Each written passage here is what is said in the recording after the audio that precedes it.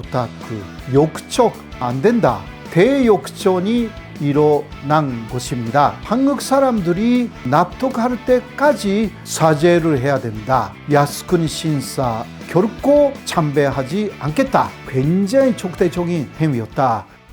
여러분 안녕하십니까? 호사카 유지의 일본 읽기입니다. 오늘은 일본의 제102대 내각 총리가 된 이시바 시게루라는 사람에 대해서 말씀드리고자 합니다. 어떤 면에서는 비주류가 주류가 된 그러한 사건이 일어났습니다. 일본의 파벌 정치가 거의 끝났기 때문입니다. 파벌이 7개 정도가 자민당 안에 있었습니다. 그중 6개가 사라진 상태가 되었습니다. 이유는 비자금 사건이 있었기 때문이죠. 비자금을 만든 주된 원인은 파벌이라는 것이 있기 때문이다. 이러한 인식 하에서 기시다 전 총리가 기시다파를 해산시켜서 그것이 시발점이 돼가지고 아소파를 남기고 나머지 모든 파벌이 해체가 되었습니다. 그렇기 때문에 그 이전에는 파벌의 회장의 위향에 따라서 자민당 존재 때에 표를 던졌지만 그러한 관습이 사라졌기 때문에요. 누구한테도 투표할 수가 있는 환경이 만들어졌습니다. 그래서 이시바 시게루가 존재가 되었습니다. 이시바 시게루는요 1986년에 정치를 시작했습니다. 아버지는 도토리 현지사였기 때문에 정치인 가문으로서는 2세가 된다고 합니다. 이시바 시게루는 오타쿠라고 합니다. 기차를 너무 좋아해가지고요 도쿄에서 자신의 선거구는 도토리거든요. 오사카, 교토보다 더 도쿄에서 갈 때는 멀리 가야 합니다. 거기까지 보통 비행기로 가는데 국회의원이 되면요. 그러나 신칸선 타고 또 신칸선도 한 번으로 가지는 않습니다. 그런 식으로 저루토, 바로 기차 타는 거 되게 좋아하는 저루토 오타쿠이기도 합니다. 군사 오타쿠라고도 합니다. 일본의 방위선 장관을 몇 번 했기 때문에 또 군사적인 부분은 굉장히 잘 알고 있습니다. 그남의 플라모델 이런 거 수집하고 만드는 거 좋아하고요. 그리고 또 회식하는 것보다 독서하는 것을 좋아하는 사람입니다. 여러 사람이 같이 식사하자, 회식하자 라고 해도 왜 회식하느냐, 공부하는 게 중요한 거 아니냐, 이런 식으로 하는 사람이라고 합니다. 그래서 독서를 엄청나게 했고요. 전문 소적뿐만이 아니라 나츠메 소설이라든가 그러한 문학 소적도 굉장히 많이 읽은 사람입니다. 그래서 어떤 면에서는 굉장한 전문가예요. 그래서 보통 사람들이 깊이 모르는 부분을 깊이 알고 있어가지고 오히려 이시바가 한 이야기를 보통 사람들이 금방금방 이해를 못한다고 합니다. 그만큼 지식이 풍부한 사람이다 라고 합니다. 그리고 또 캔디즈라고 했어요. 옛날에 일본의 아이돌이었던, 사실 제가 고등학교, 대학교 시절에 이시바하고 저의 나이가 굉장히 비슷해요. 그러니까 저도 캔디즈라고 하면 지금도 기억나는데요. 지금 말하면, 한국에서 말하면 뉴진스 같은 아이돌 그룹이었어요. 이시바 시게루는 지금도 캔디즈의 팬이었다, 그런 이야기를 합니다. 그 이후는 팬이 된 가수가 없나 봅니다. 이시바 시게루는요 현재까지 38년 정도 계속 국회의원을 했습니다. 도토리 현의 선거구 중 하나가 이시바 왕국인 곳입니다. 자, 그렇게 지방에서는 아주 막강한 세력을 갖고 있는 이시바 시게루이지만 중앙 자민당 안에서는 비주류였습니다. 이유는 아베 총리하고 대립을 꽤 했습니다. 먼저 아베노믹스라는 아베 총리의 경제 정책에 반대를 했습니다.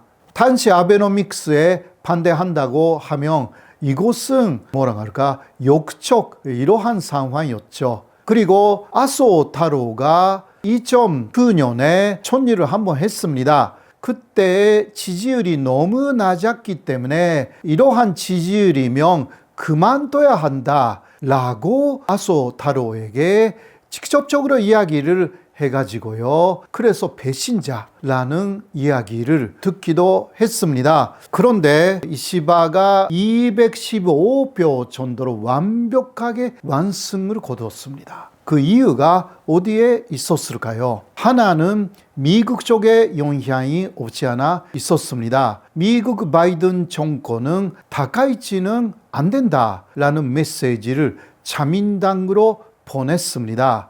그것이 여러 언론에서 자민당 전체 선거 27일 직전에 공표가 되었습니다. 이례적인 일이었죠. 북신문으로 알려져 있는 산케이신문에서도 바이든 정권이 다카이치를 싫어한다 이런 식으로 기사를 냈습니다. 그게 왜 그러냐? 다카이치는 너무 여성이지만 극우이기 때문에 다카이치가 촌리가 되면 한일 관계가 나빠진다. 다카이치는 안 된다. 그러니까 자민당 국회의원들도 이제 생각할 수밖에 없었죠. 그리고 또 하나는 그 기시다 전 총리가 또 노골적으로 다카이치는 안 된다 라고 또 이야기를 했습니다. 이유는 뻔한 이야기죠. 미국하고 같은 입장이죠. 한미일 건조라는 거 기시다는 만들어 왔는데 특히 한일 관계를 그 사람들의 말로는 개선시켰다. 그런데 다카이치가 되면 깨진다 라고 해서 결국 그 기시다파 국회의원들이 태고 2차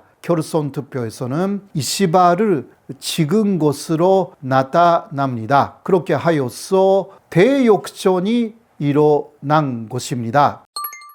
이시바는 한국에 대해서 좋은 이야기를 많이 해왔습니다. 4대 고르친 기독교 신자 집안이기도 합니다. 그러한 영향이 있는지 일단 한반도를 식민지화 시켰다라는 것을 일본 사람들은 절대 잊어서는 안 된다. 반성의 메시지를 몇 번 이야기를 했고 한국 사람들이 납득할 때까지 사죄를 해야 된다라는 이야기 쭉 해왔고 일본의 침략 전쟁의 산증인 야스쿠니 신사에게는 나는 결코 참배하지 않겠다 이러한 이야기도 해왔습니다. 그러니까 야스쿠니 신사를 계속 참배하겠다라는 다카이치하고는 대조적인 입장이었다 할 수가 있습니다. 그래서 한국의 입장에서 역사적인 면에서 볼 때는 이시바 시게루는 굉장히 좋은 사람으로 보이는 부분이 있고 그거는 사실입니다. 그러나 다른 부분에서는 기시다, 아베, 저리 가라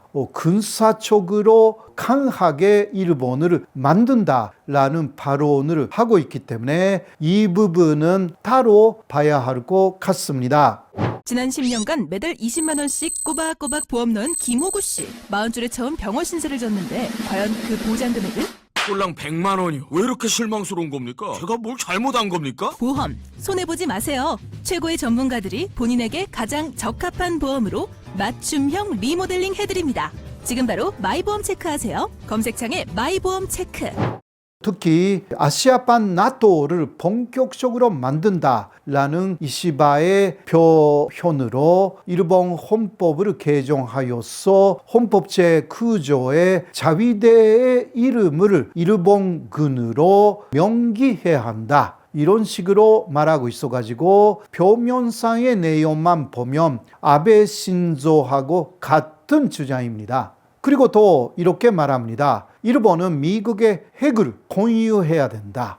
이것도 말하자면 윤석열 정권이 먼저 바이든에게 요구한 것이 핵 공유였습니다. 그러나 바이든 정권은 안 된다라고 하여서 핵 협의체가 된 것이 한국의 입장입니다. 그것을 이시바가 모를 리가 없는데 미국에 대해서 핵 공유를 주장하겠다. 이러한 이야기를 자민당 촌쟁아템 즉시 미국의 싱크탱크 헤드슨 연구소에 보냈습니다. 그러한 내용으로요. 이시바는 일본의 급반 장관, 방위성 장관을 몇 번 지냈기 때문에 군사적인 부분에서 상당히 예리한 머리를 갖고 있는 사람이기도 합니다. 그 사람 지금 이렇게 말합니다. 지금 일본의 상황이면 일본 자체를 지킬 수가 없다. 미국이 일본을 끝까지 지켜주지는 이것은 미지수다. 일본도 평화헌법을 개정하지 않는 한 이것은 군사력을 중단시키기가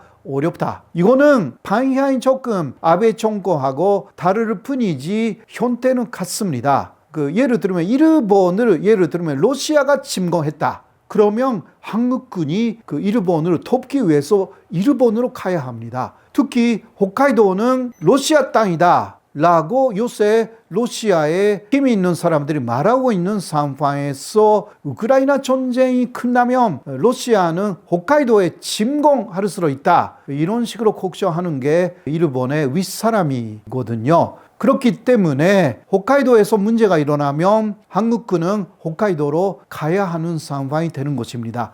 그것이 바로 동맹관계라는 거죠. 그리고 나토는 집단적 안보 동맹입니다. 그냥 한일 간의 동맹뿐만이 아닙니다. 사실상 현재까지 기시다까지만 해도요. 한미일 동맹까지만 말했어요. 군사동맹 그것도요. 그러나 이거 넘었어. 한미일 플러스 아시아판 나토, 영국, 호주, 인도, 한국, 필리핀, 뉴질랜드 거의 다 포함시켜서 어마어마한 이게 동맹관계를 여기에 만들겠다.